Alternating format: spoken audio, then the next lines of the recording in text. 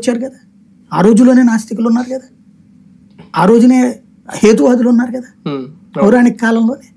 మన పౌరాణిక కాలంలోనే కనబడతారు కదా దాంట్లో. అంటే ఆనాడే అన్ని రకాల వాదాలని అంగీకరించింది సమాజం.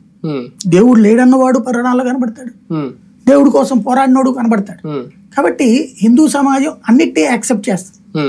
అంటే ఓ రకంగా చెప్పాలంటే భిన్నాభిప్రాయాల సమ్మేళనం. అది అన్ని మతాలను ఆదరిస్తుంది.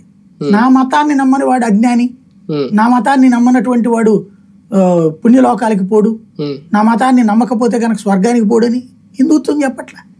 భారతీయ జనతా పార్టీకి హిందూ ఓట్ బ్యాంక్ తప్ప మిగిలిన మతాలు ఓట్ బ్యాంక్ దూరం చేస్తే రేపొద్దున్న INDA కూటమి సులభంగా అధికారులకు రావచ్చు అనే వ్యూహం ఏమైనా పనుతుందా?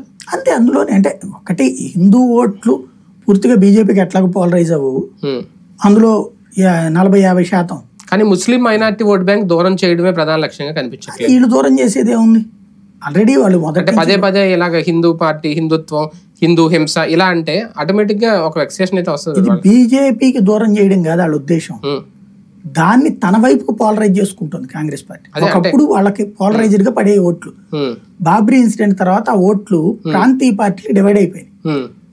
అక్కడ తృణమూలకు మమతాకు అటు శరద్ పవార్ కు అటు స్టాలిన్ కు ఇట్లా పడుతున్నాయి. వాస్తవంగా చెప్పాలంటే తన మిత్రపక్షాలకి తను వెన్నుపోటు పొడుస్తుంది. ఆ మైనారిటీ ఓట్లు తన వైపుకి లాక్కుని మిత్రపక్షాలని పక్కన నిదానంగా ఎదగాలనుకుంటున్న మిత్రపక్షాలను పక్కన పెట్టి